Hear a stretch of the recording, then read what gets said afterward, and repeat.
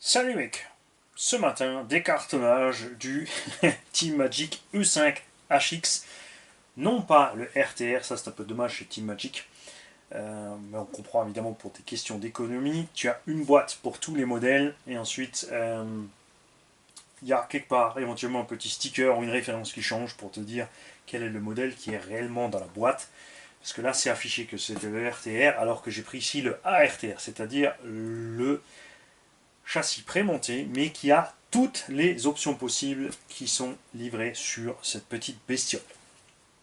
On avait déjà du E5HX ici, mais ça fait longtemps que je voulais préparer le mien et j'ai profité là justement du fait que grâce à HRC Distribution, je tiens à les remercier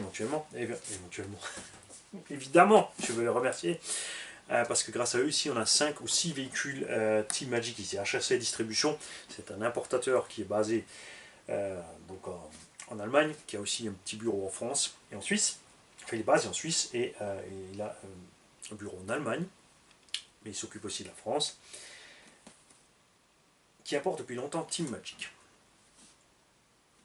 Ce qui est sympa, c'est qu'ils sont rapides, ils sont là, ils sont dispo, ils sont au pied levé sur les garanties et autres. Et c'est pour ça que j'ai toujours été content avec eux, tout simplement. Mes véhicules. Team Magic, personnellement, je les cherche chez mon pote en Suisse, donc chez rc3d.ca, qui s'est décidé de maintenant livrer en Europe. Par contre, évidemment, les frais de livraison depuis la Suisse vers la France sont un peu plus élevés. Tu as 25 € de frais de livraison. Tu as forcément les papiers à faire pour dédouaner, puisqu'en Suisse, il n'y a que 7% de TVA. Et nous, on en paye 20. Donc, on te rajoute, lui, des taxes. Et après, la France te prend les 20% de TVA au passage, plus éventuellement frais de douane. Donc, c'est pas forcément intéressant pour vous. C'est pour ça qu'en France, vous avez quelqu'un d'autre. Et ouais, vous avez rcrace.fr, qui est une nouvelle boutique en ligne qui ouvre actuellement. C'est quelqu'un qui fait une reconversion et il s'est décidé à se lancer dans l'RC parce qu'il a toujours aimé ça. Chez lui, vous pouvez avoir du Team Magic et 2-3 autres marques. Il y avait Obitech, mais il a laissé tomber. Problème de fourniture et trop de clients pas contents. J'ai rien dit. Et alors, ça, c'est un Monster Truck. Un dixième, 4 roues motrices, qui est prévu pour du brushless dès le départ. On a un tout petit Anthrax de 270 mm, donc on est vraiment taille Traxa Stampede, granit 4x4, etc. Existe de cet engin une version à charbon avec une coque de pick-up, mais bizarrement celle-ci, vous l'avez vu sur une vidéo précédente, n'a aucun différentiel. 3 essieux rigides, alors c'est bien pour rouler dans le sable, après c'est tout, c'est fini. Si tu passes en brushless, c'est sûr tu craques tout. La version par contre HX, même en brochette, dispose des diffs, en brushless de toute façon, mais pas de diff central. Tu as des diffs avant-arrière, le diff central est en option. C'est pour ça que moi j'ai préféré la version ARTR qui elle dispose déjà des 3 différentiels, parce que je ne peux que vous déconseiller de rouler le RTR avec l'essieu rigide central. Tu peux acheter le RTR, mais prends-toi absolument le diff central. Mais il y a une deuxième raison pour laquelle je peux vous déconseiller d'acheter le RTR, c'est le moteur. Le RTR, il y a un 4600 kV en 36 par 60, c'est le plus gros moteur qu'on puisse rentrer là-dedans, je le précise, vous allez voir pourquoi après aussi. Donc 36 par 60, 4600 kV, ça fait beaucoup de kV, ça roule en 2 et 3S quand même, mais on est déjà sur un pignon de 9 à la base avec le moteur 4600 kV, énorme consommation. En 2S, tu as déjà une soixantaine de km/h. En 3S, tu passes les 90. Mais le bestiau a un poids à vide d'ici de 2,7 kg. Parce que là, ils te disent 2,7 kg. Mais en fait, quand tu as les batteries dedans et tout l'électronique, cette bestiole-là pèse 3,250 à 3,4 kg selon la batterie que tu mets. Et là est le problème. 3,4 kg, c'est le poids du Techno EB48.3 équipé en 4S que j'ai fait avec le moteur 36 par 70. Là, tu ne rentres qu'un 36-60. Tu as donc un moteur plus petit, moins puissant, pour le même poids qu'un buggy très léger, un 8e. Un vrai buggy léger, un 8e. La plupart des buggy 1.8 sont entre 3.5 et 3.8. N'empêche que donc, on est vraiment limite sur le moteur. 4800, pardon, 4400 kV, c'est même écrit sur la boîte. Mais je ne sais pas lire et pas écrire, donc je suis désolé. Et c'est là qu'est le problème. Ce moteur, si tu restes en 2S, ça va aller avec le petit pignon, le diff central, ça peut passer, mais ça va chauffer, ça va consommer. Les performances sont correctes, je dis pas, c'est correct. Mais moi, c'est pas ce que j'aime. Donc moi, je préfère monter là-dedans du 36-60. J'aurais bien aimé monter à 36-70 avec ce poids-là, minimum. Enfin, 36-74 aurait été idéal. Mais il n'y a pas la place, tu ne peux pas à cause du cerveau. Donc on va partir sur un 36-60. Si tu roules en 3S, 3100, 3300 kV, en 2S évidemment, 3100, 3300 kV, ça va être un peu mou. Donc il faudra peut-être tirer à 3800, mais au-dessus, ça va vraiment consommer beaucoup. Et si tu veux rouler en 4S, parce que si tu prends une Gens Bashing 4000, 4S, 400 grammes, donc tu seras 3 kg 4, on pourrait se permettre de mettre un 36-60 en 2500, 2700 kV par là. Donc là, on aura des performances vraiment, on poussera vraiment fort, un peu plus que le 3S en 3100, 3300 kV, mais avec une consommation bien sûr ridicule, et c'est ce que j'ai envie de faire sur cette machine. J'ai envie d'équiper en 4S avec un moteur qui tourne pas vite, et avoir la puissance du 3S, mais avec une grosse autonomie et pas de souci de chauffe. Je ne sais pas s'il y aura les liens sous la vidéo, donc si vous n'avez pas écouté, vous revenez au début de la vidéo, racerc.fr et rc3d.ch pour se fournir par exemple sur ce type de machine. C'est disponible aussi évidemment chez d'autres boutiques en France pour ceux qui sont habitués à aller acheter ailleurs. Je crois que c'est Brights et pas Miniplan, peut-être Miniplan, je ne sais plus, et RC Diffusion qui fait du Team Magic en France aussi. Les pneus, je les adore, ces pneumatiques. Pareil, c'est un peu les reproductions des roues qu'il y a sur le gros. Le caoutchouc est très mou, on a une bonne mousse à l'intérieur, vraiment on a super pneumatique. Après attention évidemment, 3S avec le moteur d'origine en 4400 kV, tu fais ballonner à mort, à un moment ça va lâcher au niveau de la mousse ou tu vas déchirer un pneu parce que la gomme est relativement molle quand même, donc tu feras gaffe, c'est pas le pneu idéal pour aller rouler dans un gros chantier. On est en exa de 14. Au moment où Team Magic a fait ses engins, les exa de 14, on n'en trouvait que sur le pauvre vieux HPI Boulette, qu'il ne faut pas acheter. N'achetez pas le HPI Boulette, cette voiture est une catastrophe et elle est absolument hors de prix. Ça valait 340 € à l'époque, ça vaut 480 € maintenant et c'est toujours la même bouse. C'est vraiment le pire des 4x4 1 dixième que tu peux acheter sur le marché. Rapport qualité-prix du vol qualifié. Juste après le BXRMT ou avant, pardon, je veux dire avant le Hobbytech BXRMT. Revenons dans un mouton, hexagone de 14. Alors là, à un moment tu ne trouvais quasiment pas de roues, maintenant ça va puisque Louis RC fait des roues dans ces dimensions-là à des prix vraiment sympas. Et Metsavi que Proline ne va pas traîner à faire aussi des exa de 14 avec leur nouvelle jante méthode, d'où tu peux déboulonner l'hexagone, donc tu peux mettre du 17, du 12, et quand ils feront du 14, on aura du 14. Et si c'est pas eux qui le font, il y a certainement quelqu'un qui va s'amuser à le faire, puisque ça existe déjà en alu, donc il y a certainement quelqu'un qui va les reprendre et nous les faire en 14. Au pire, tu prends un 17 avec une pièce pour adapter, pour passer sur du 14 si tu veux monter des roues Proline là-dessus. Méfie-toi avec la taille. Comme on est déjà avec, si tu as le RTR, tu es juste avec les KV et c'est déjà un tout petit pignon qui est dedans. Si tu mets des roues plus lourdes, plus grosses ou plus larges, il faudra descendre l'étagement. Donc si tu es déjà au minimum, c'est-à-dire déjà avec le petit pignon de neuf, tu vas être coincé. Donc tu ne peux pas monter n'importe quelle roue sur cette machine. Enfin, en général, sur tout véhicule que tu as, plus ta roue est large, plus tu devras mettre un petit pignon moteur. Plus elle est grande, plus tu devras mettre un petit pignon moteur. Plus elle est lourde, plus tu devras mettre un petit pignon moteur. Donc méfie-toi, si tu montes des roues plus grandes, plus larges, plus lourdes, avec plus de grippe, tu es vraiment coincé au niveau du pignon et au niveau du carré, faut faire gaffe. Au niveau de la présentation, Team Magic ils aiment faire simple, ils te démontent les roues, ils te mettent un petit carton pour caler ça, les roues calent le reste de la machine. Ton carton est fermé par-dessus, fin de l'histoire. Sur la version RTR, tu as les exas en plastique. Sur la version ARTR, tu as les exas en alu. Peut-être même que tu trouves les exas de 17 chez d'autres fournisseurs pour passer déjà des roues en 17. Tu feras gaffe à la profondeur de la jante. En 17, généralement, les exas sont plus profonds, donc tu vas aller frotter là-dessus. cette petite machine a une bouille d'enfer, puisque c'est exactement la même que la grosse machine qui a une bouille mortelle. J'adore le look de cette caisse. Pour moi, c'est vraiment le plus beau Muggy qu'il y a sur le marché. C'est clair. C'est pas vraiment un truggy, puisqu'on a des grosses roues par rapport à sa taille. C'est pas vraiment MT, puisqu'on a quand même un look de carreau de truggy. On n'a pas de boîte de réduction. Le moteur est directement sur le diff central. Après, sur les engins un petit gabarit comme ça, de ce poids-là, 3,4 kg, comme dit, c'est comme en buggy, un 8, on est aussi directement dessus. Et on a par contre toujours, c'est moins marqué maintenant sur le petit 1/10 ici, tu vois, tes bulkheads qui sont plus bas que le centre de ton châssis, donc tu as un centre de gravité un peu plus haut. Par contre, ça lui confère une très bonne garde au sol, donc sympa pour le franchissement. Après, on aime ou on n'aime pas.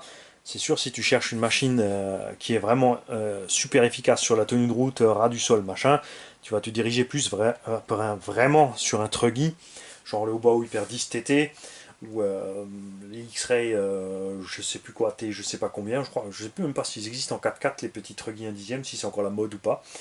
Faudra que j'aille voir. Moi, je suis barré sur les 1.8, 1.6, 1.8, 1.5, donc c'est vrai que je suis plus trop au courant de ce qu'il fait sur les petites machines. Tu as le dessus des plots de carrosserie en ferraille. Sur le RTR, évidemment, plastique. Est-ce que c'est vraiment utile? Je ne sais pas, je pense pas. J'ai jamais eu vraiment de soucis avec des plots de carrosserie. C'est surtout que c'est le dessus. Le reste est quand même en plastique. Et toujours aussi, évidemment, réglable. Si tu veux plus ou moins monter ou descendre la carreau selon ce que tu fais avec ton véhicule au niveau look. Le kit a les tourelles option 5 mm. Le RTR a des tourelles je ne sais même pas si elles sont en plastique ou si ce sont les tourelles simplement en alu pressé. Je ne sais pas. Bouge pas, je vais chercher la boîte. Est-ce qu'on voit quelque chose? Il y a une photo de l'intérieur du véhicule? Non. Si. Donc le RTR a les tourelles en alu quand même, simplement beaucoup moins épaisses. Sur un petit véhicule avec un petit gabarit comme ça, elles suffisent aussi. Mais c'est vrai que ça en jette plus d'avoir une petite tourelle fraisée. Sur les RTR, tu as des amortants plastiques qui sont super. Ils ne souffrent d'aucun défaut ces petits amortants plastiques, tout comme sur le 1.8. Mais là-dessus, tu as quand même l'amorto full métal. Et là, ça donne vraiment une suspension déjà sortie de la boîte. Ça, c'est un truc qui maîtrise chez Teammagic. Aussi sur le gros, moi j'aime bien leur réglage de suspension. Tout comme sur le gros, ils ont copié les bras de suspect. Tu n'as donc besoin en stock que d'un seul bras inférieur et un supérieur, puisqu'ils se montent aux 4 coins. Ce sont les 4 mêmes suspensions. Problème quand tu fais ça, souvent, sur beaucoup de véhicules, on a des bras de suspension spécifiques à l'avant par rapport à l'arrière, à cause des angles de suspension. Comme devant, tu as la direction, ça travaille différemment de l'arrière aussi. Ce qui t'arrive donc ici, c'est que ça fait varier ton pincement. Mais eux, ils l'ont utilisé à leur avantage. Ils ne sont pas fait piéger comme Ubitech, sur lequel tu te retrouves en ouverture, en plein débattement, et en plein pincement, en plein débattement. C'est au bon angle quand tu es en l'air, et plus tu comprimes la suspension, plus tu prends de pincement. Ce qui est cohérent, puisque ton véhicule accélère, tu vas comprimer tes suspensions sous l'effet du squat, les roues vont se pincer, tu vas donc augmenter le grip, et quand tu lâches tes gaz, tu vas perdre du pincement, ce qui va améliorer ton passage en courbe, puisque ton train arrière ne sera pas bloqué en pincement en train de t'empêcher de tourner, il va se relâcher, et ça permettra donc au véhicule de bien pivoter. Et c'est quelque chose, c'est vrai que j'avais filmé un essai, j'avais fait un tout petit essai avec sur la route, vous avez vu que la tenue de route de ce petit machin est vraiment impressionnante par rapport à son gabarit. Tu t'attends à avoir un engin problématique à rouler parce qu'il est très court, surtout que celui que j'ai essayé n'avait pas de diff central, pourtant il se comporte super bien, c'est parce que justement il maîtrise bien ça. Là aussi, les biellettes de liaison, ce sont les mêmes qu'à l'avant sur la direction. Tu as des pivots avant-arrière. Qui dit pivot dit toujours un petit jeu comme ça, axial et coaxial dans tous les sens. Ça ne dérange pas du tout en roulant, c'est pas un problème. Ce qui est dommage, c'est que tu ne peux pas régler. Ici, c'est fixe au niveau du jeu. Même chose sur le 1/8.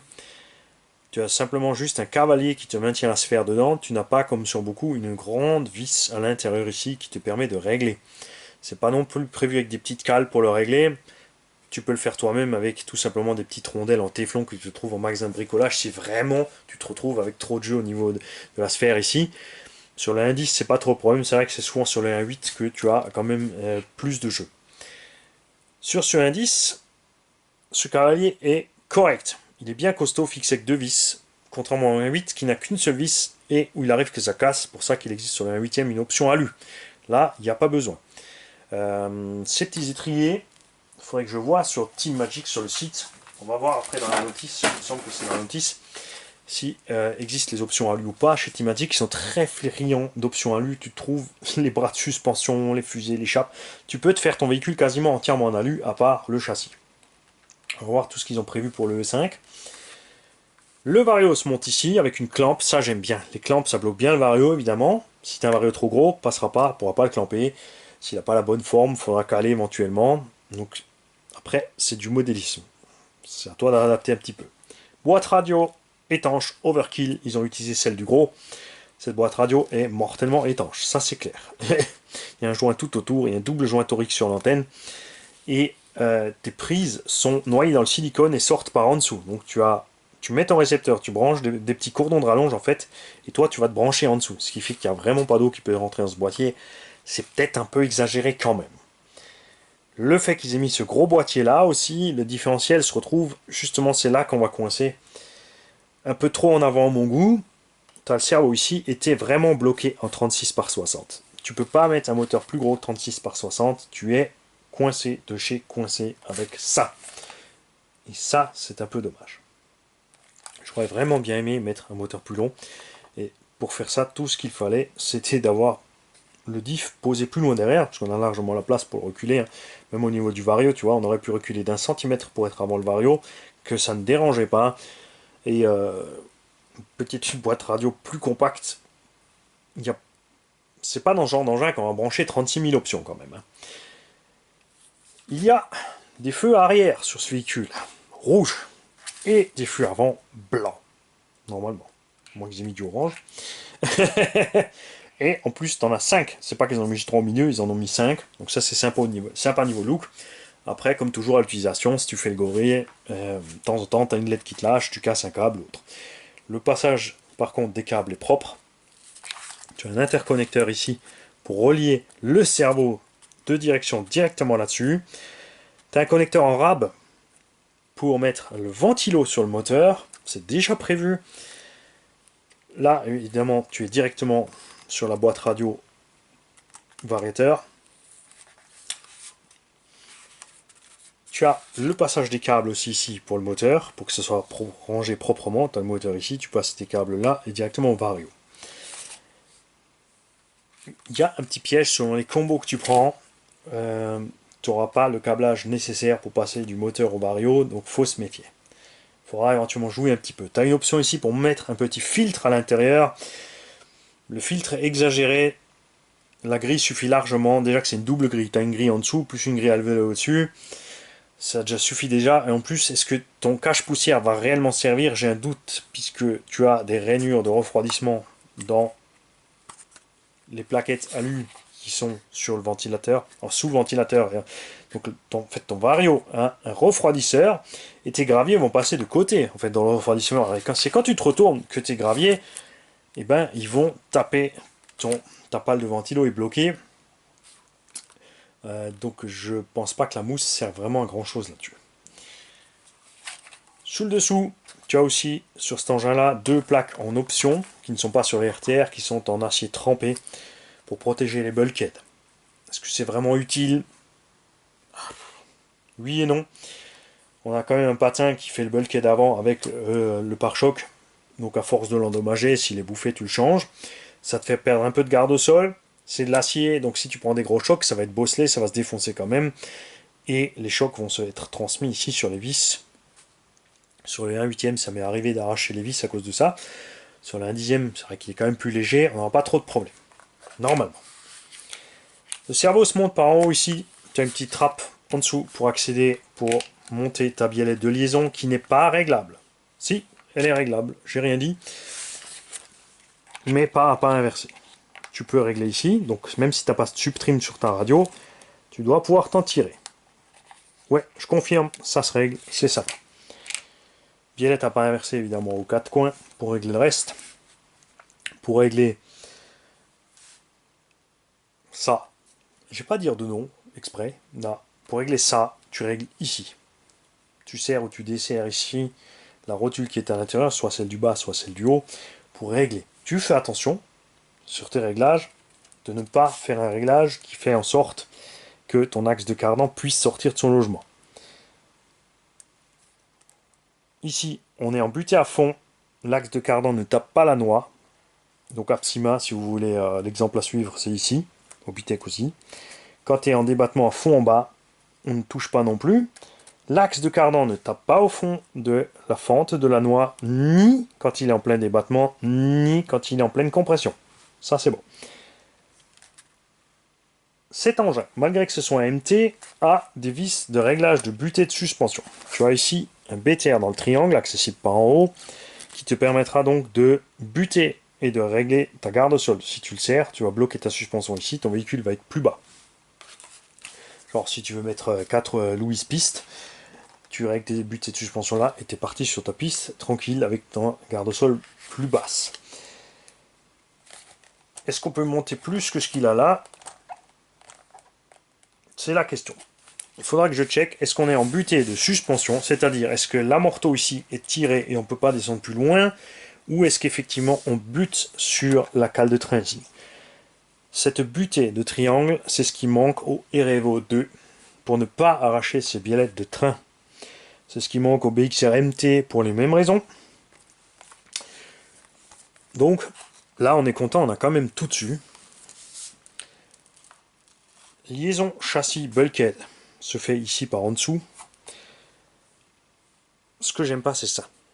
Ça, moi, je vais mettre un coup de fraise. Regarde-moi ce grosse cornière ici. M'est arrivé plusieurs fois sur le 1,18, sur le 1/8 d'accrocher là-dedans méchamment. Ce plastique, ça va, ça tape. Tu mates le plastique, la caillasse passe. Quand tu as la plaque en métal dessus, regarde, tu as carrément une arête ici qui accroche. Et ça peut provoquer des gros dégâts au châssis. C'est ce qui m'a valu certainement de craquer le châssis du BS à l'époque. Et le saut avec le triple flip loupé a achevé le reste. Roulette arrière monstrueuse. À l'image aussi du gros. Je la trouve un peu trop monstrueuse et trop monstrueuse et trop rigide. Cette roulette. Tu peux la régler en inclinaison. Il y a en option sur la 8ème une cale pour le descendre complètement. Je ne sais pas si elle est dispo aussi sur ce modèle. Pour ceux qui veulent faire des drag race, tu peux descendre ta roulette à fond pour pas lever. Mais elle est solide. Elle manque un peu de flex, mais elle encaisse bien. Elle est montée sur un support qui flex aussi un petit peu, donc ça peut aller, mais ça transmet quand même pas mal de choc à l'arrière. Et même le support d'aileron, franchement, est vraiment mouse. C'est ce qui explique le poids aussi démentiel de cette machine. Ils ont vraiment fait du costaud partout. Les cardans sont dignes de buggy 1/8. Après, avec le poids qu'il fait, c'est normal. On a des axes de 3 mm dans les cardans, full CVD avant-arrière.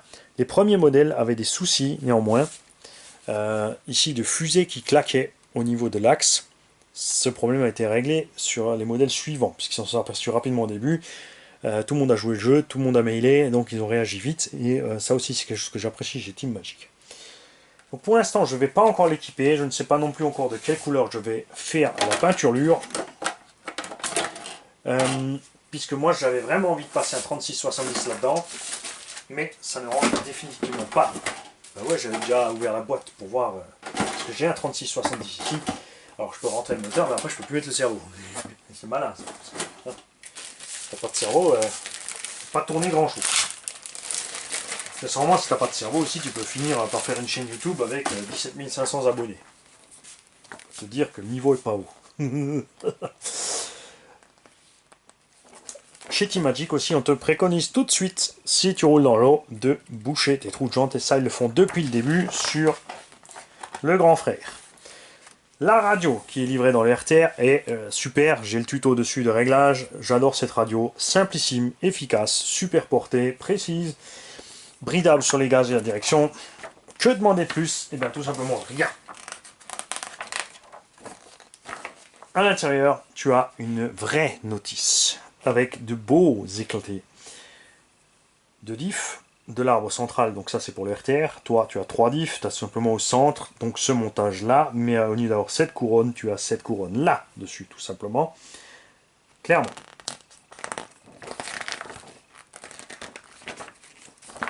Éclaté complet avec toutes les références. Chez eux aussi malheureusement une référence pour les vis qui t'oblige donc à aller dans le listing des pièces pour trouver quelle taille de vis. Ça, c'est un peu dommage. C'est aussi dommage que c'est la notice du RTR qui est fournie avec le ARTR, puisque les pièces qui sont là-dessus ne correspondent pas avec ce que tu as. Tu vois, ici, tu vois la spool au centre, alors que tu as un diff à l'intérieur. Tu as la liste des pièces, mais tu n'as pas la liste des options. Tiens, ça c'est intéressant. Parce qu'ils en ont mis séparément la petite liste avec les petites options qui vont bien.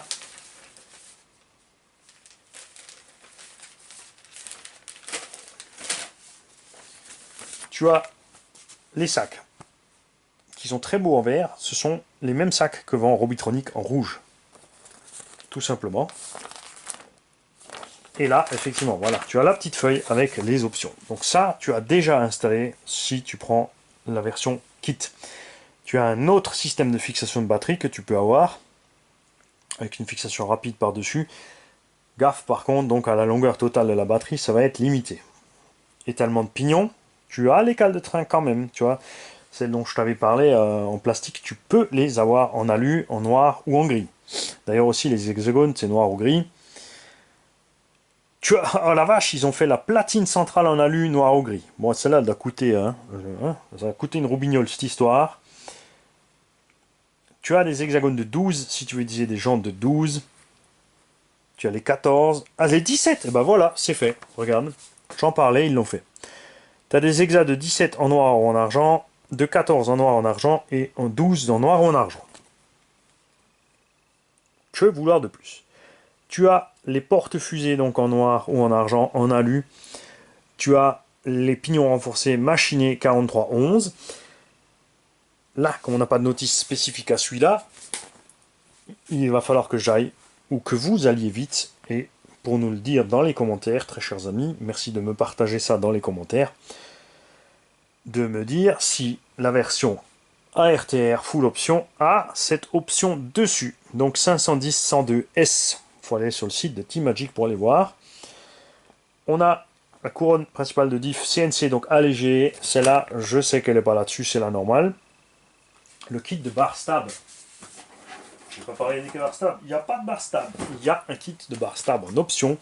Il n'est pas livré avec. On a les plaques en alu, donc les supports de carreaux argentés, rouge ou orange. Le kit de diff central, on l'a. Les amortisseurs alu, on les a. Et les ressorts orange, on les a.